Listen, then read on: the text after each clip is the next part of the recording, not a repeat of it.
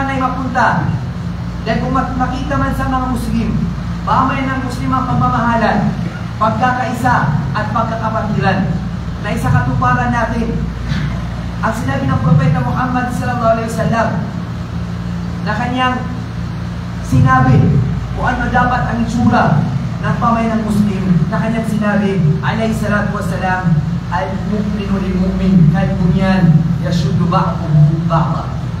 Ang pamayan ng Muslim, ang mga Muslim, ang nagmamahalang mga Muslim, ang nagkakaisang mga Muslim ay parang isang bahay. Yashuddu ba'duhu ba'da. Sila ay nagtutulungan. Ganon din dapat ang mga Muslim. Sila ay nagdadamayan, sila ay nagkakaisa, sila ay nagmamahalan. Sa isa pang hadith, inilarawan ng Propeta Muhammad sallallahu alaihi wasallam kung ano ba ang pakikitungo ng mga Muslim sa kanilang mga kapwa-Muslim. Sinabi ng Propeta Muhammad sallallahu alaihi wasallam, "Mathal al-mu'minina fi tawaddihim wa tarahumihim wa ta'atufihim kamathal al-jasad al-wahid."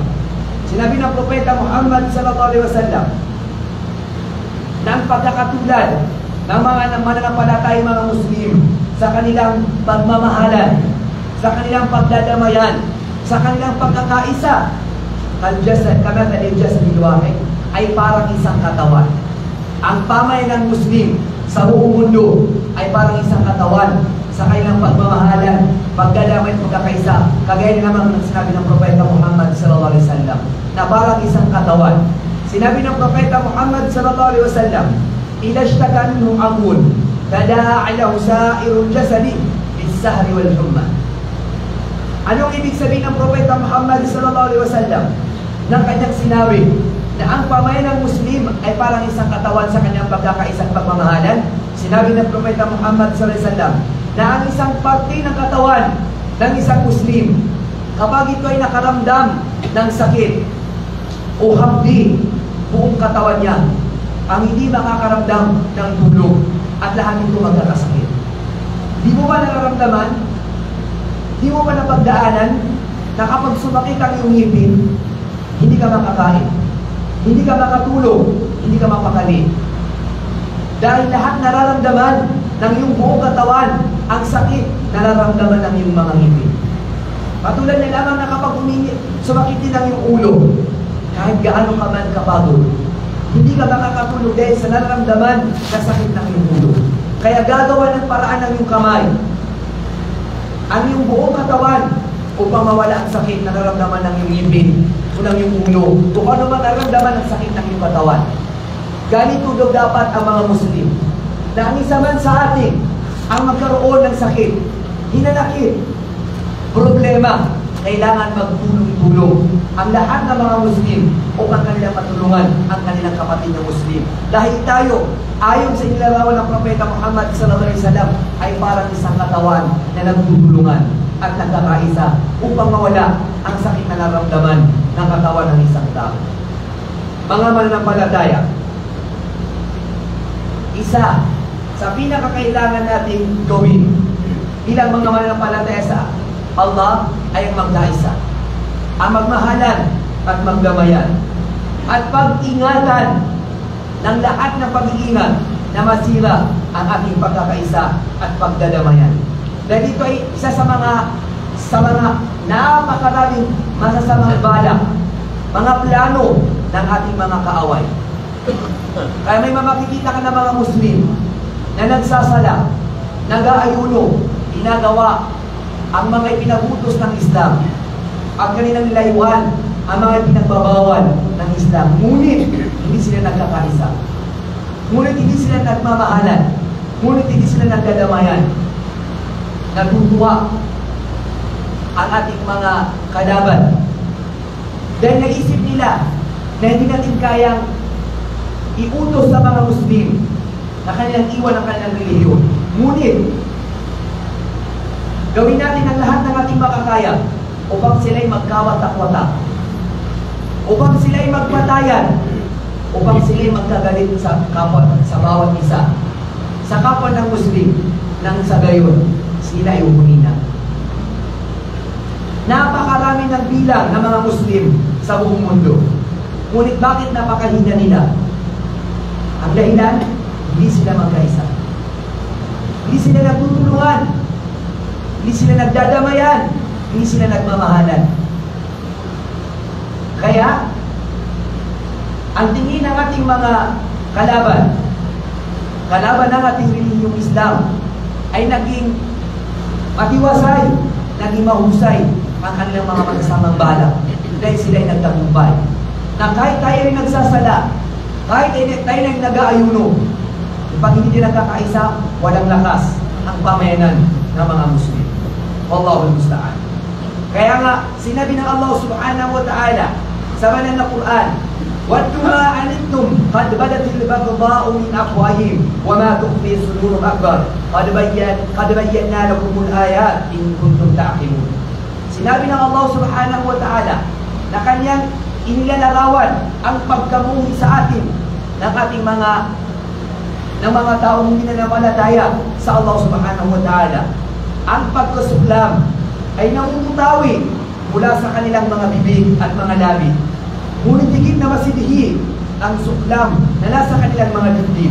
Katotohanan, aming ginawang malinaw para sa inyo ang aming mga palatandaan, ang aming mga ayat, kung inyong gagamitan ng iyong pangunawa. Ano pa ba ang dapat natin maintindihan sa ating relihiyon? Upang maintindihan nating mga Muslim na kailangan natin magkaisa, kailangan natin magmahalan, kailangan natin magdamayan upang lumakas ang ating relihiyong Islam. Dahil isa ito sa pinakamalaking pinagpaplanuhan ng ating mga kalaban sa ating pananampalatayang Islam na huwag tayong magkaisa. Habang tayo nagkakawatak-watak, nagkakaisa naman ang ating mga kalaban upang gawin nila, upang magtagumpay ang kanilang masasamang balak. Kaya naman nakikita natin sa buong mundo kung ano ang naging resulta ng pagkakawatak-watak ng mga Muslim. Dito lamang sa Pilipinas, oo, napakaraming Muslim sa Pilipinas. Tinatawag natin ating mga sarili na mga Muslim. Ngunit, hindi tayo nagdadamayan, hindi tayo nagkakaisa. Makikita mo ang mga masjid tuwing Jum'ah na napupuno, nagdidikit-dikit ang kanilang mga katawan, ngunit magkakalayo ang kanilang mga puso. Ganito ang gusto ng mga taong hindi nanampalataya sa Allah. Dahil gano'n man tayo magsala, mag-ayuno, gawin natin ang relihiyong Islam kapag hindi tayo nagkakaisa. Walang saysay ang ating mga ginagawa para sa Allah subhanahu wa ta'ala. Ngunit sa panahon ng Propeta Muhammad sallallahu alaihi wasallam, kukunti ang bilang ng mga Muslim. Ngunit bakit nagtagumpay ang mga sahaba laban sa kanilang mga kalaban? Dahil sila ay kukunti, ngunit iisa ang kanilang mga puso. Sila ay nagkakaisa, kaya nanalo sila sa libo-libong kanilang mga kalaban. Ngayon naman, ang mga Muslim ay ang dami ng kanilang bilang. Ngunit bakit hindi sila nagtatagumpay? Ngunit wala silang lakas laban sa kanilang mga kalaban dahil hindi na sila nagkakaisa. Sila ay nagtatalo-talo, sila ay nagkakamuhan, sila ay nagkakawatak-watak. Kaya yan ang nalalaman ng ating mga kalaban, na kapag ang mga Muslim ay hindi nagkakaisa, wala silang lakas at kailanman hindi sila mananalo. Kaya nga sinabi ng Propeta Muhammad sallallahu alaihi wasallam, man hamala alayna as-silah falaysa minna. Ang sino mang taong magdala ng armas at kanya itong gagamitin sa amin ay hindi siya Muslim. Sinabi pa ng Propeta Muhammad sallallahu alaihi wasallam sa isa pang hadith, la yushiru ahadukum ala akhihi bis-salah. Huwag niyang ituro ang kanyang armas sa kanyang kapatid na Muslim, kahit pa siya ay nagbibiro. Dahil sinabi ng Propeta Muhammad sallallahu alaihi wasallam, فَإِنَّهُ لَا يَدْرِي لَعَلَّ الشَّيْطَانِ يَنْزِعُ بِيَدِهِ فَيَقَعُ بِحُفْرَةٍ مِنَ النَّارِ. Huwag nang ituro ang iyong armas sa iyong kapatid na Muslim, kahit ito ay tumaan sa biro. Dahil baka ito ay iputok ng syaitan at yung mapatay ang kapatid na Muslim at ikaw ay makakapasok sa impyerno ng Allah subhanahu wa ta'ala. O mga Muslim, o mga manampalatayang Muslim, ating pag-ingatan, ating pakalayuan ang mga dahilan upang tayo ay magkawatak-watak, upang tayo ay magkamuhian.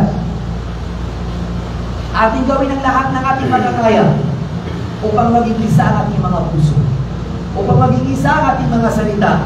Dahil sa ganito lamang paraan, darating ang tulong ng Allah subhanahu wa ta'ala. Dahil kapag hindi nagkaisa ang pamayanan ng mga Muslim, kahit saan mang lugar ng mundo, nakikita naman natin ang resulta.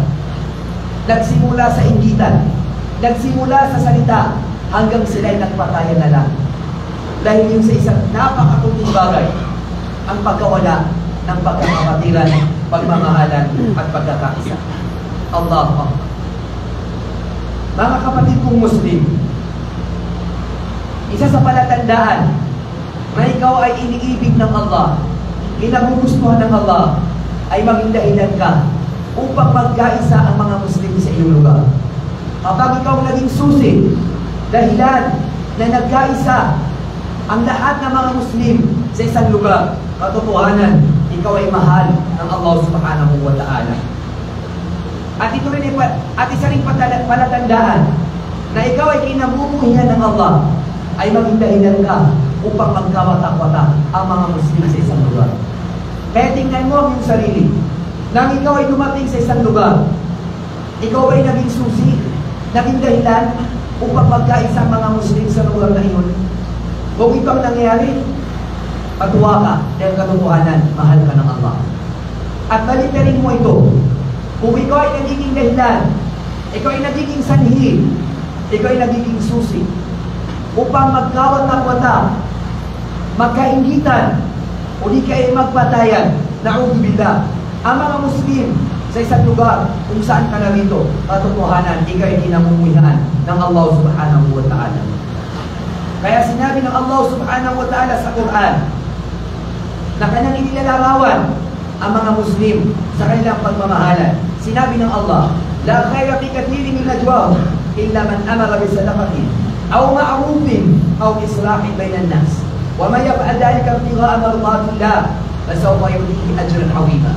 Sa kanyang pinakamalapit na kahulugan, sinabi ng Propeta Muhammad, sinabi ng Allah subhanahu wa ta'ala, walang kabutihan ang karamihan sa kanilang mga lihim na usapan, maliban yung mga taong naguutos na magbigay ng sadaqa, unang kabutihan, unang pagkakasundo sa pagitan ng mga tao.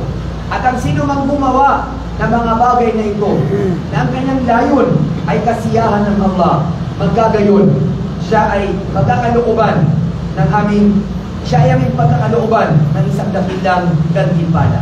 Sinabi pa ng propeta, sinabi pa ng Allah subhanahu wa ta'ala, innamal mu'minuna ikhwa, katotohanan na ang mga Muslim ay magkakapatid, fa-aslihu bayna akhawaykum, at naging dahilan ka upang magkaayos-ayos ang mga Muslim.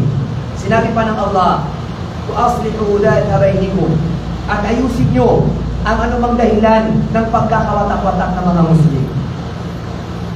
Yun ang sinabi ng Allah subhanahu wa ta'ala. Sa hadith naman ng Propeta Muhammad sallallahu alaihi wasallam, sinabi ng Allah, sinabi ng Propeta, ala ukhbirukum bi afdala min darajati siyami wa sadaqati wa salat.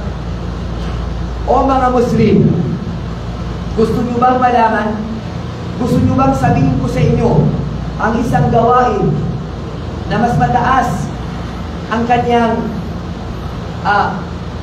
gantimpala kaysa sa pagbibigay, kaysa sa pag-aayuno, pamibigay ng sadaqa at pagsasala? Sinabi ng mga sahaba, bala, o ya Rasulullah, bagkus gusto namin na malaman ang bagay na iyan na mas malaki ang gantimpala sa iyong mga sinabi na mga gawain. Sinabi ng Propeta Muhammad sallallahu alaihi wasallam, Islam hudatul bayyin. Ang ayusin mo o maging dahilan ka upang bumalik ang pagmamahal ng mga Muslim, bumalik ang kanilang pagkakaisa, at yun ay yung ginawa, katotohanan, mas malaki pa ang iyong gantimpala sa nag-aayuno, nagsasadaka at nagsasala. Dahil kapag inayos mo ang nagkawatak-watak na relasyon ng mga Muslim, katotohanan, iyong pinalakas ang relihiyon ng Allah subhanahu wa ta'ala. At dahil dito ay yung gawain na pinagkakaisa-isa mo ang mga Muslim sa kanilang pagkakawatak-watak, ito ay mas mabuti sa pag-aayuno, pagkakawang gawa at pagsasala. Dahil ganito ito gusto ng Allah subhanahu wa ta'ala. Barakallahu lana wa lakum fima sami'na wa aqulu hadha al-qawl wa astaghfirullah li wa lakum wa lisa'iril muslimina min kulli dhanb fastaghfiruhu innahu huwal ghafurur rahim.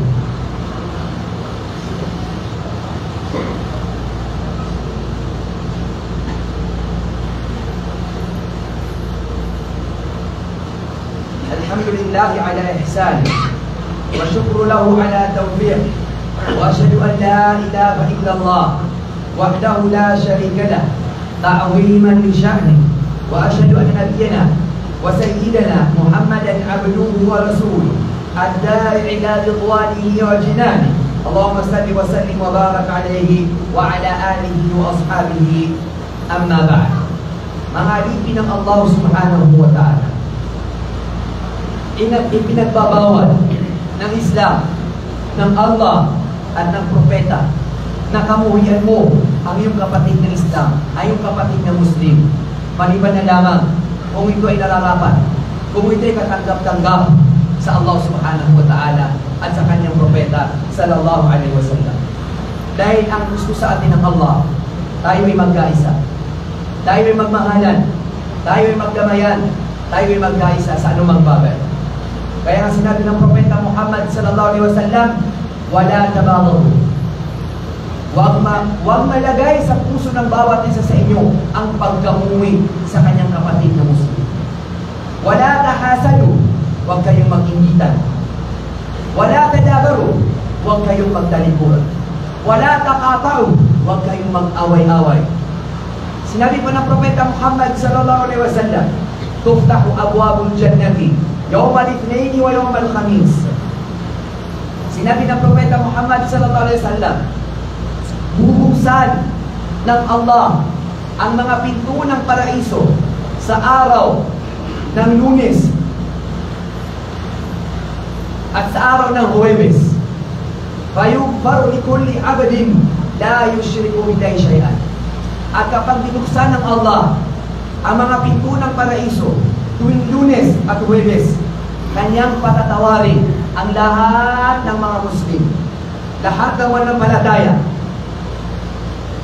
Maliban na lamang, sinabi ng Propeta Muhammad sallam, illa rajulan kanat bainahu wa bain akhihi shahna. Maliban na lamang sa dalawang tao, dalawang Muslim na hindi nag-uusap, sila ay nagkamuhian, hindi sila panatawarin ng Allah subhanahu wa ta'ala tuwing Lunes at Huwebes. Dahil nasa kailang puso ang pagkamuhi sa isa't isa. Payuqal at sasabihin sa kanila, ang biru halaini hatta yastaliha. Hintayin natin ang dalawang ito na sila ay magkabati bago sila patawarin ng Allah subhanahu wa ta'ala. Kaya ating pag-ingatan ang lahat ng dahilan upang mapanatili natin ang pagmamahal natin sa isa't isa. Ang ating pag-ingatan ang mga dahilan sa nihi na tayo nagkakawatak-watak. Katotohanan, ito ang gusto ng syaitan, na tayo magkawatak-watak. Dahil kapag tayo nagkawatak-watak, hindi tatanggapin ng Allah ang ating mga ginagawang kabutihan, gaya na lamang na sinabi ng Propeta Muhammad sallallahu alaihi wasallam. Kaya pinagutos sa atin ng ating relihiyon Islam na mahalin natin ang ating mga kapatid gaya ng pamamahal natin sa ating mga sarili. At yung ayaw natin sa ating mga sarili ay huwag mong gawin sa iyong kapatid na Muslim. Sinabi ng Propeta Muhammad sallallahu alaihi wasallam, man ahabba an yuzahzaha 'anil nar wa yadkhul al-jannah. Sinabi ng Propeta Muhammad sallallahu alaihi wasallam, ang sino man na gusto niyang hindi makapasok, makaligtas sa impyerno, wa yadkhul al-jannah, at makapasok ng paraiso, bal ta'ti maniyatuhu wa huwa yu'minu billahi wal yawmil akhir. Kung gusto niya siya ay makaligtas sa impyerno at makapasok ng paraiso ng Allah, siya ay madalat na ng kamatayan, na siya ay naniniwala sa Allah at sa araw ng paghuhukom. Walyati ilan nas alladhi yuhib an yuta alayh. At yung pakikisalamuha na gusto mong gawin sa iyo ng mga kapatid mong mga Muslim ay gawin mo sa kanila. Gusto mo na mabait sa iyo ay yung mga kapatid na Muslim, maging mabait ka sa kanila. Gusto mo na sinasabihan ka na magagandang mga kasabihan ng iyong mga kapatid na Muslim, gawin mo rin na maganda ang iyong sinasabi sa iyong mga kapatid na mga Muslim. Gusto mo ba na mahal ka ng iyong mga kapatid na Muslim? Mahalin mo sila.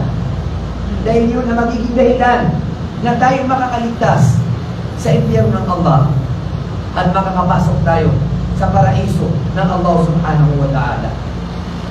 Ngayon, tingnan natin ating mga sarili. Ano ba ang ating ginagawa?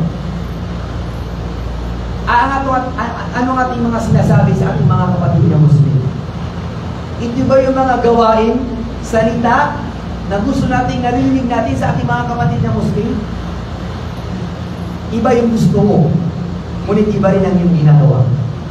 Gusto mo na maging mabait sa iyong mga kapatid na Muslim, ngunit hindi mabuti yung makikitungo sa kanila. Hindi yun po pwede.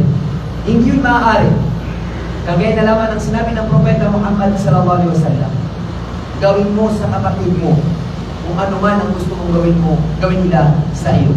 Sinabi ng Propeta Muhammad sallallahu alaihi wasallam, la yu'minu ahadukum hatta yuhibba li akhihi ma yuhibbu li nafsihi. Hindi magiging ganap ang pananampalataya ng isang Muslim kung hindi niya iibig sa kanyang kapatid na Muslim o ano man naiibigan niya sa kanyang sarili. Mga ibn Allah, kabayatan no, kaya kaming ganito o mga pagalitan ng mga Muslim, alam mo na mapiakatiro, agulang mo na mapiakalito. Ugayin na ilang kagyan ka ginawang ka, anda tamani kapi aparangayin ka, sipo sa lakaw ni sa lakaw. Kamata-mataan, aso kapi ang kaaparangay, naging tunig pakaputo kaw Allah subhanahu wa ta'ala. Nasa karatang mo igal mo, ang karatang mo ikatiro, naging tunig pakaputo kaw Allah, al-jaza min jinsil amal. Sa ina mo tao na inyong dilabon. Sa sabi mo mula ka, naging tunig dilabon ka, umabiya, na mabiya. Na umarata, na marata. Nalipid ka mamasa, subit ang gisan, at hinino mga taway ang mga ringasa, kapadas ka mamu na ringasa ka.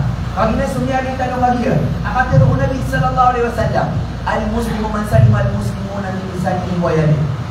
Ayat itu apapun sa Muslim, anirat yasiku Allah na subto kenarkian. So mga pagarinya na Muslim, ang makaukit sa katiruyan ang ugalibog yan. Maana so katiro ka, nagkamyaw na ginawa mga pagari na Muslim. Na sa mga galibog ka, nagkamyaw ginawa ng mga pagari na mga Muslim. Nakaligan ko to, abang-abang karinasa, so mga pagaling ka Muslim, sinukatero ka, abusin ko mga galibog ka, natanulin ka, nagilan mo, hindi ka ni pakakatuon Allah subhanahu wa ta'ala. Kaso Allah naman po. Isan sa pinakamala, ando wala yan kaagawatan o gama Islam, na sumapag isa-isa. Alimutangan na yan ka dunia, ipun sa sabangan, nataman sa depan. Na makatungkaw sa mga Muslim, ang mabagal.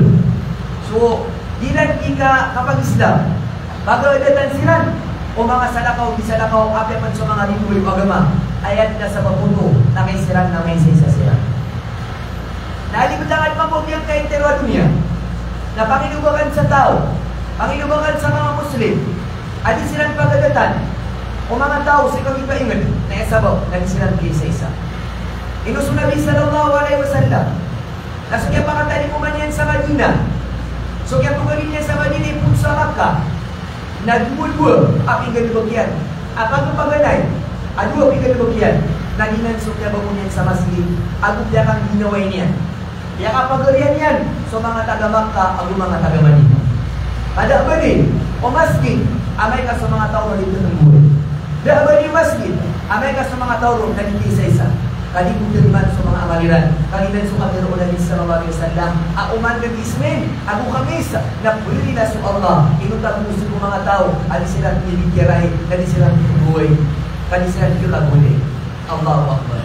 Na ilang sa puwasa, na ilang sa salika, na ilang sa sagalang, na ilang sa lang na simba. Amay ka makasumka sa masjid, kadi ka nung pinaguli. Allahu Akbar.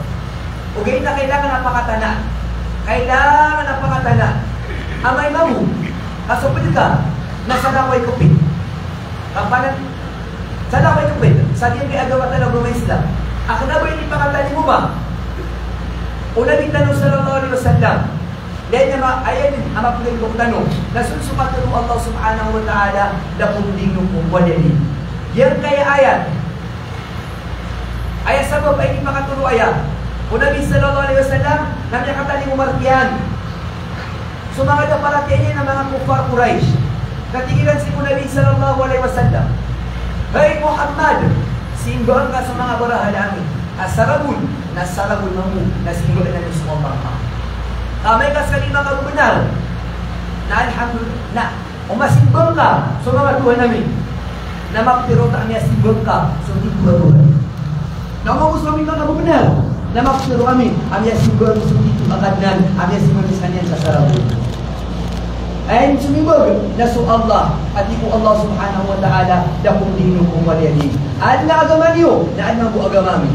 Naginan sumat ng Nabi sallallahu alaihi wasallam sa tabdari ko ummati ala 73 firqa kulluha fin nar illa wahida. Bidro Nabi sallallahu alaihi wasallam yang kaya umatakan ipundun ko Abu Bakar taman sa ano na mauli nagkaubarik sila sa 70 abong tulong ang grupo. 70 abong tulong ang grupo. Nato na ipinduro Nabi sallallahu alaihi wasallam kulluha fin nar lamun ya kurang kanalaka kinunta mo suisa. Maana asub 70 abong dua ang grupo, aming grupo sa giagama ng Islam nalamon sila doon kanalakan Allah. Kami ni sila si pusunan Nabi sallallahu alaihi wasallam.